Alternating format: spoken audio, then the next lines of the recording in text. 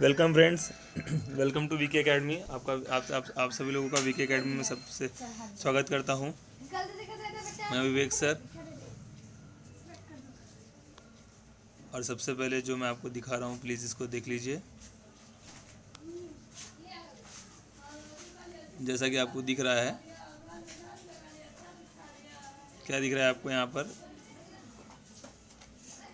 नहीं दिख रहा आपको तो देखिए। Welcome to VK academy, please share and subscribe my channel. धन्यवाद। तो आज के टॉपिक पर आ जाते हैं। आज का जो हमारा टॉपिक है, आज का हमारा टॉपिक जो है वो है, टॉपिक पे चलते हैं हम लोग, इसके बारे में हम लोग चर्चा करेंगे आज। आज का हमारा टॉपिक है, ये है आज का हमारा टॉपिक। आप सभी को दिख रहा है? हाँ, चलिए टॉपिक पर आ जाते हैं। तो आज का हमारा टॉपिक है ट्रिग्नोमेट्री। क्या टॉपिक है आज का हमारा? ट्रिग्नोमेट्री। ट्रिग्नोमेट्री क्या होता है, इसका बेसिक इंट्रोडक्शन आज हम लोग सीखेंगे। बेसिक इंट्रोडक्शन में हम लोग ये भी सीखेंगे कि ट्रिग्नोमेट्रिक रेशियोज़ को कैसे फाइंड किया जाता है, ठीक है, और उनका एक्चुअल फार्मूला क्या होता है, और उनकी आइडेंटिटीज़ क्या क्या है, और उनके एंगल को कैसे आसान तरीके से हम लोग फाइंड कर सकते हैं, ठीक है। इन सभी के बारे में चर्चा करेंगे। चलिए अब हम चर्चा करते हैं। बेसिक इंट्रोडक्शन में अब अगर आप देखोगे तो आपका जो टेंथ क्लास का जो सिलेबस है महाराष्ट्र स्टेट बोर्ड का, उसमें ये 6 नंबर का चैप्टर है ट्रिग्नोमेट्री, ठीक है, जिसमें से कि आपको इसमें बेसिक इंट्रोडक्शन है, दैट इज ट्रिग्नोमेट्रिक रेशियोज के बारे में बताया है। तो जैसा कि आपको यहाँ पर दिख रहा है, देखिए ट्रिग्नोमेट्रिक रेशियोज जो है ये जनरली राइट एंगल ट्रायंगल के बेस पे बना हुआ है। राइट एंगल ट्रायंगल के बेस पे ये रेशियोज बनते हैं, ठीक है। और ये रेशियोज क्या होते हैं? तो ये रेशियोज एक प्रकार का एंगल है, ठीक है, जिनके रेशियोज बनते हैं। एंगल डिफरेंट वैल्यूज़ के लिए एंगल क्या निकलेगा, ठीक है, मतलब जब डिफरेंट एंगल्स रहेंगे तो उनकी क्या वैल्यू रहेगी वहाँ पर, ठीक है। इसके लिए अब जैसा कि आपके सामने यहाँ पर देखेंगे, आप यहाँ पर देखिए,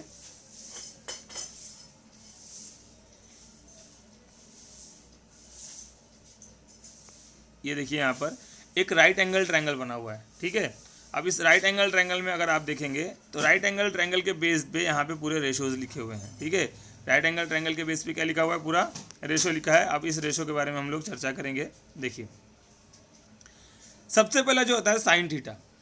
टोटल 6 रेशियो होते हैं, जिसमें sine theta, cos theta, tan theta, cot theta, sec theta और कॉसेक थीटा, ऐसे करके टोटल 6 रेशियोज होते हैं।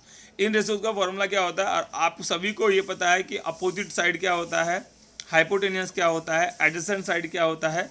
ये किस पर डिपेंड करता है? ये डिपेंड करता है कि आपने एंगल थीटा कहाँ लिया हुआ है, ठीक है। आप एंगल थीटा जहाँ पर लोगे उस पर ये डिपेंड करेगा, ठीक है।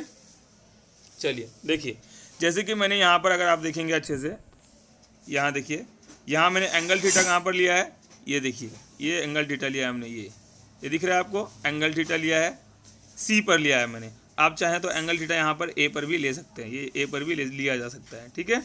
चलिए, तो जो सबसे पहला रेशियो होता है that is sine theta. Sine theta क्या होता है? साइन थीटा होता है जो भी थीटा एंगल होगा उसका अपोजिट साइड अपॉन हाइपोटेनियस, ठीक है। और हाइपोटेनियस पता है आपको, 90 के सामने वाला जो साइड होता है, यानी 90 का जो अपोजिट साइड होता है, 90 डिग्री का जो अपोजिट साइड होता है, ठीक है। किसी भी राइट एंगल ट्रायंगल में 90 डिग्री एंगल के जो अपोजिट साइड होता है वो होता है आपका हाइपोटेनियस। तो यहाँ पे साइन थीटा का वैल्यू क्या हो जाएगा? साइन थीटा का वैल्यू हो जाएगा opposite upon hypotenuse, opposite sides upon hypotenuse.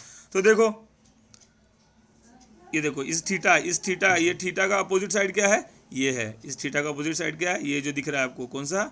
ये ए बी, जिसको मैं अभी ये कर रहा हूँ, ए बी अपोजिट साइड। और हाइपोटेनियस कौन सा है? ये है हाइपोटेनियस, क्योंकि ये 90 डिग्री है। देखो ये जो 90 डिग्री का एंगल बन रहा है यहाँ पे, 90 डिग्री के एंगल वाला ये सामने वाला साइड है, इसको क्या बोलते हैं? हाइपोटेनियस, ठीक है। ये फर्स्ट फार्मूला हो गया। किसका ये फर्स्ट फार्मूला हो गया? ये फर्स्ट फार्मूला हो गया आपका साइन थीटा का। इसलिए देखो यहाँ पे लिखा हुआ है ए बी अपॉन ए सी, आपको जैसा कि दिख रहा है। क्या दिख रहा है? ए बी अपॉन ए सी। उसी तरीके से कॉस थीटा क्या होता है? कॉस थीटा होता है एडजेसेंट साइड अपॉन हाइपोटेनियस। अब बताओ, एडजेसेंट साइड मतलब क्या होता है? ऐसा साइड जो एंगल को लग कर रहे। क्या रहे? एंगल को लग कर। तो देखो आपका एंगल क्या था? थीटा। इसको लग कर कौन सा साइड है? इसको चिपक कर साइड है बी सी। तो ये हो गया इसका एडजेसेंट साइड, ठीक है। और हाइपोटेनियस कौन सा हो गया? ये हो गया इसका हाइपोटेनियस, ठीक है। तो ये इसका दूसरा फॉर्मूला क्या हो जाएगा? एडजेसेंट साइड अपॉन हाइपोटेनियस, ठीक है। चलो और आगे देखते हैं। उसके बाद है आपका टैन थीटा। टैन थीटा क्या होता है? टैन थीटा बेसिकली होता है, मैं इसको मिटा लूँ थोड़ा सा, हाँ, टैन थीटा बेसिकली क्या होता है? टैन थीटा होता है opposite side upon adjacent side, ठीक है, opposite side upon adjacent side. तो आपको दिख ही रहा होगा, देखो अपोजिट मैंने लिया है A B upon B C, ठीक है। उसके बाद कॉट थीटा क्या होता है? कॉट थीटा टैन थीटा का उल्टा होता है। टैन थीटा का उल्टा इन सेंस क्या हो जाएगा? वो हो जाएगा adjacent side upon opposite side, ठीक है। कॉट थीटा क्या जाता है? Adjacent side upon opposite side, जो कि क्या हो जाएगा यहाँ पे? Adjacent side upon opposite side करेंगे तो B C upon A B. उसके बाद आता है आपका सेक थीटा। सेक थीटा क्या होता है? सेक थीटा ये कॉस थीटा का उल्टा होता है। सेक किसका उल्टा होता है? सेक उल्टा होता है कॉस थीटा का, ये आप लोग सब ध्यान में रखना, ठीक है। तो वो क्या हो जाएगा? Hypotenuse upon adjacent side. क्या हो जाएगा? Hypotenuse upon adjacent side. उसके बाद आता है आपका कॉसेक थीटा। कॉसेक थीटा क्या जाता है? कॉसेक थीटा आपके साइन थीटा का उल्टा होता है। किसका उल्टा होता है? साइन थीटा का उल्टा होता है। वो साइन थीटा का उल्टा क्या हो जाएगा? Hypotenuse upon opposite side. क्या हो जाएगा? Hypotenuse upon opposite side. इन सभी रेशोज की वैल्यू लिखी हुई है, देखो, A B upon A C, B C upon A C, A B upon B C, B C upon A B, A C upon B C और A C upon A B. ये सभी ratios value value है, ठीक है, जैसा कि आपको दिख रहा है। ये आपका था रेशोज इंट्रोडक्शन। अब हम लोग देखेंगे एंगल इंट्रोडक्शन, और ये भी देखेंगे कि किस तरीके से एंगल बहुत ईजी तरीके से हम लोग एंगल याद भी कर सकते हैं। और अगर टाइम पर अगर हमको एंगल याद नहीं रहा, बहुत स्टूडेंट्स का ये प्रॉब्लम आता है कि टाइम पर एंगल याद नहीं आता, तो उसको हम लोग बना कैसे सकते हैं? एंगल को कैसे क्रिएट कर सकते हैं? एंगल को कैसे बना सकते हैं? तो देखिए, उसके बारे में हम लोग चर्चा करेंगे कि हम लोग एंगल को कैसे बना सकते हैं, ठीक है। देखो, यहाँ पर मैंने एक ये टेबल बना के रखा हुआ है। अब इस टेबल में आपको क्या दिख रहा होगा? टेबल में आपको साइन थीटा, कॉस थीटा, इन सभी ये पूरे एंगल्स दिख रहे होंगे, ठीक है। क्या दिख रहा होगा? टेबल में आपको साइन थीटा, कॉस थीटा, ये पूरे एंगल्स दिख रहे होंगे। अब इसमें करना क्या पड़ता है मैं आपको बता दूँ। सबसे पहले आपको ये रेशोज लिखे, ये पूरे रेशोज लिखे हैं मैंने, ये आपको दिख रहा होगा, ये पूरे रेशोज लिखे हुए हैं, ठीक है। इसमें sine theta, cos theta, tan theta, cot theta और कोसेक थीटा लिखा हुआ है, ठीक है। अब इसको बनाते कैसे? तो आपको जिस डिग्री के लिए बनाना है, सबसे पहले उसको नेमिंग कर देना। नेमिंग कहाँ से चालू करेंगे? जहाँ से होल नंबर चालू होता है। तो होल नंबर कहाँ से चालू होता है? 0 से। तो ये देखो, आपको दिख रहा होगा, देखो, ये देखो, 0 डिग्री के ऊपर मैंने 0 लिखा हुआ है, 30 डिग्री के ऊपर देखो 0 डिग्री के ऊपर 0, ये 30 डिग्री के ऊपर 1, 45 डिग्री के ऊपर 2, 60 डिग्री के ऊपर 3, ठीक है, और 90 डिग्री के ऊपर 4 लिखा हुआ है। 90 डिग्री को 4 लिखा हुआ है, ठीक है। तो चलो, अब सर इसको कैलकुलेट कैसे करेंगे? तो बहुत ईजी है कैलकुलेट करना, कुछ ज़्यादा हार्ड नहीं है। तो आपने क्या करना है? आपने एक रूट ले लेना है। सबसे पहले कि देखो, ये मैंने रूट लिया है, रूट लेना है, और सबसे पहली वैल्यू आपने क्या ली थी? 0। अब हम लोग निकाल किसके ले रहे हैं? साइन 0 के लिए निकाल रहे हैं। साइन जब 0 डिग्री होगा तो उसकी वैल्यू क्या होगी, ये हम लोग निकाल रहे हैं, ठीक है। तो देखो, हमने पहले सबसे ऊपर लिया था 0 और लास्ट में नंबर क्या था? 4, लास्ट में 4 नंबर था। तो रूट के अंदर आप क्या करोगे? 0/4। 0/4 करोगे तो क्या होगा? देखो, 0 का रूट 0 होता है, 4 का रूट 2 होता है, और 0 divide by any number that is 0, यानी साइन 0 की वैल्यू क्या हो जाएगी? 0। उसके बाद देखो साइन 30 की वैल्यू, साइन 30 के लिए आपने क्या लिया है? ऊपर ये देखो 1 लिया है, 1। सभी को एक बात याद रखना, सभी को 4 से डिवाइड करना है। 4 से क्यों? क्योंकि 4 हमारा लास्ट एंगल का रेशियो है, इसलिए 4 से डिवाइड करेंगे। तो यहाँ पे 1/4 कर देंगे। तो देखो 1 का स्क्वायर, देखो 1 का स्क्वायर क्या होता है? 1 का स्क्वायर 1 और 4 का स्क्वायर 2, यानी साइन 30 की वैल्यू हो जाएगी 1/2, ठीक है। साइन 30 के लिए क्या जाएगी? 1/2। अब देखो साइन 45 के लिए, साइन 45 के लिए क्या है? हमारा नंबर क्या है? 2 है, 2 है, और 2 को किससे डिवाइड करना है? 4 से। तो पहले डिवाइड कर लेते हैं। तो देखो 2 1 ज़ा 2, 2 2 ज़ा 4, देखो 1/2 हो गया। क्या हो गया? 1/2। अब 1/2 में देखो 1 का स्क्वायर क्या होता है? 1, तो जैसा का वैसा निकला है, लेकिन 2 का तो कोई स्क्वायर नहीं होता, इसलिए 2 जैसा का वैसा रूट के अंदर है, दिख रहा है आपको। यानी साइन 45 की वैल्यू क्या आ जाएगी? 1/√2, ठीक है। उसके बाद देखो 60 की, साइन 60 की वैल्यू क्या होगी? तो ऊपर देखो क्या लिखा हुआ है? 3, तो 3/4, सभी को 4 से डिवाइड करना रूट के अंदर लेकर। तो 3 और 4 का डिवीजन नहीं होता, और 3 का कोई स्क्वायर भी नहीं है। 3 है क्या किसी का स्क्वायर? नहीं है, तो 3 रूट के अंदर ही रहेगा जैसा का वैसा, ठीक है। और 4 का स्क्वायर रूट क्या निकलेगा? 2 निकल जाएगा बाहर, ठीक है। तो इस तरीके से साइन 60 की वैल्यू क्या जाएगी? √3/2। उसके बाद देखो यहाँ पर, उसके बाद देखो 4/4 लास्ट रेशो क्या जाएगा? 4/4 लास्ट रेशो क्या आएगा? देखो 4/4 आया है, तो 4 कैंसिल, तो रूट के अंदर 1 बचेगा, और 1 किसका स्क्वायर है? 1 का खुद का स्क्वायर है, तो उसका आंसर आएगा 1, यानी साइन 90 की वैल्यू क्या जाएगी? 1। अब बाकी जो इसके बाकी जितने भी है वो सब बहुत ईजी है निकालना, ठीक है। कैसे ईजी है? तो देखिए,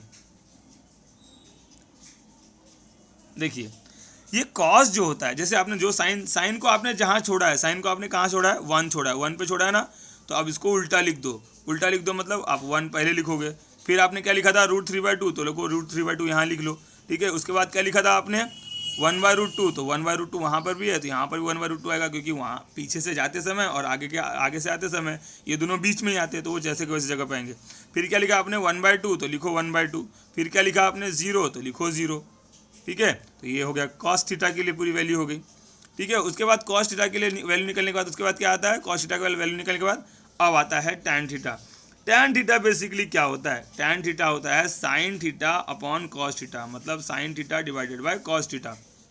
तो देखो 0 डिवाइडेड बाय 1 दैट इज 0, है ना। देखो साइन 0 की वैल्यू क्या है, 0, और कॉस 0 की वैल्यू क्या है, 1। अब दोनों को डिवाइड करेंगे तो 0 डिवाइड बाय 1 दैट इज 0, यानी देखो यहाँ पे क्या करेंगे, 0 डिवाइड बाय 1, ये साइन की वैल्यू है और ये किसकी वैल्यू है, कॉस की वैल्यू है। तो साइन और कॉस की वैल्यू डिवाइड करेंगे तो आंसर क्या आएगा, 0। समझ में आ गया, आंसर क्या आएगा, 0। उसके बाद देखो अब यहाँ पर क्या है, यहाँ 1/2 है और यहाँ पे 3/2 है। अब इनको दोनों को डिवाइड करेंगे, देखो 2 और 2 कैंसिल हो जाएगा, तो बचेगा क्या, 1/√3। तो देखो बचा है 1/√3, यानी tan 30 की वैल्यू क्या आ जाएगी, 1/√3। उसके बाद देखो उसके बाद क्या है, देखो 1/√2 1/√2 टोटली कैंसिल हो जाएगा, तो क्या आ जाएगा, 1 जा, इसलिए इसका आंसर आया 1, यानी tan 45 की वैल्यू क्या हो जाएगी, 1। उसके बाद देखो 60 की वैल्यू में क्या हो जाएगी, 60 की वैल्यू में क्या क्या कैंसिल होगा, देखो ये 2 और ये 2 नीचे में कैंसिल हो गया, तो क्या बचेगा, √3/1। लेकिन बाय में हम लोग 1 लिखते नहीं है, इसलिए उसका आंसर आएगा √3, ठीक है। उसके बाद 90 के लिए देखो 90 में क्या आ जाएगा, 1/0। आपको एक बात बता दूं कि कोई नंबर अगर 0 से डिवाइड होता है तो उसकी वैल्यू इनफाइनाइट आती है। क्या आती है, इनफाइनाइट, मतलब नॉट डिफाइन, उसकी वैल्यू डिफाइन नहीं होती है। इसलिए मैंने देखो ये वाला साइन दिया है, ये वाला साइन क्या होता है, नॉट डिफाइन का साइन होता है, ठीक है। चलो आगे चलते हैं, आप चाहे तो आप उसकी जगह नॉट डिफाइन भी लिख सकते हैं। अब आपने जैसे tan लिखा है, वो tan को वापस उल्टा लिख लो, इनफाइनाइट आपने उधर लिखा था, इनफाइनाइट यहाँ लिखो, देखो उल्टा लिखा हुआ है, यहाँ √3 लिखा है, यहाँ √3 लिखा है, फिर यहाँ 1, तो 1 तो अपनी जगह पर रहेगा क्योंकि बीच में आ रहा है, यहाँ 1/√3, यहाँ 1/√3, और बाद में देखो ये 0 पीछे हो गया, ये 0 आगे था, तो ठीक है। तो इस तरीके से होगा वो, समझ में आया। उसके बाद देखो क्या है, उसके बाद क्या है, सेक थीटा है ना, सेक थीटा किसके उल्टा होता है, कॉस थीटा के। लेकिन कॉस थीटा के अगर उल्टा भी करेंगे तो 1/1 हो जाएगा। उल्टा मतलब क्या होता है, वाइस वर्सा, इनवर्स। तो 1/1 क्या हो जाएगा, 1/1 तो 1 ही रहेगा, यानी सेक थीटा सेक 0 भी 1 होगा। उसके बाद देखो इनवर्स करेंगे, यहाँ पे क्या था, √3/2, तो ये हो जाएगा 2/√3, यानी उल्टा। ये क्या था, 1/√2, तो ये क्या जाएगा, √2/1, लेकिन बाय में 1 नहीं लिखते, इसलिए √2 जैसा का वैसा। ये क्या था, देखो 1/2 था, तो ये क्या जाएगा, 2/1, लेकिन बाय में 1 लिखते इसलिए 2। अब यहाँ पर क्या हो जाएगा, ये था 0, यानी 0/1, इसलिए आंसर आया था 0। अब उल्टा करेंगे तो क्या जाएगा, 1/0, और जब कभी 1/0 होता है तो उसका आंसर क्या आता है, नॉट डिफाइन। देखो हमने नॉट डिफाइन लिख दिया। अब कोसेक के लिए कुछ करने की जरूरत नहीं है, आपने जो सेक की वैल्यू निकाली है ना, ये जो सेक की वैल्यू निकाली है, बस इसको रिवर्स लिख दो। रिवर्स मतलब पीछे से आगे की तरफ लिख दो, देखो पीछे से आगे तरफ। पहले नॉट डिफाइन था, नॉट डिफाइन आ गया, फिर 2 था तो 2 आ गया, देखो नॉट डिफाइन था, नॉट डिफाइन आ गया, 2 था तो 2 आ गया, √2 बीच में है तो जैसा का वैसा, फिर 2/√3 है तो वो, और ये 1 है तो 1। इस तरीके से आपका ये एंगल बनता है। अगर आपको याद नहीं रहा तो आप इस तरीके से टेबल बना सकते हो, और बहुत ही अच्छा और बहुत ही आसान तरीके से ये बन जाता है, ठीक है। चलो अब हम लोग और कुछ देखेंगे, ठीक है, जो कि हमको और देखना है। ये आता है आपका आज का लास्ट टॉपिक, क्या है ये, inverse and reciprocal of the ratios. Inverse and reciprocal of the ratios. Inverse का मतलब आपको पता है, ये उल्टा। रेसिप्रोकल का मतलब भी क्या होता है, उल्टा। तो देखो साइन किसका उल्टा होता है, देखो साइन उल्टा होता है कोसेक का, टैन किसका उल्टा होता है, कॉट का, कॉस किसका उल्टा होता है, सेक का, ठीक है। और फिर से कॉट किसका उल्टा हो गया, 1/tan, टैन का। फिर सेक किसका उल्टा हो गया, 1/cos का, और कॉसेक किसका उल्टा हो गया, 1/sin का। मतलब ये क्या होते हैं, आपस में उल्टे होते हैं। यानी साइन अगर कोसेक का उल्टा होगा तो कोसेक भी साइन का उल्टा होगा। उल्टा मतलब इन्वर्स होगा। अगर साइन कोसेक का इन्वर्स होगा तो कोसेक भी साइन का इन्वर्स होगा।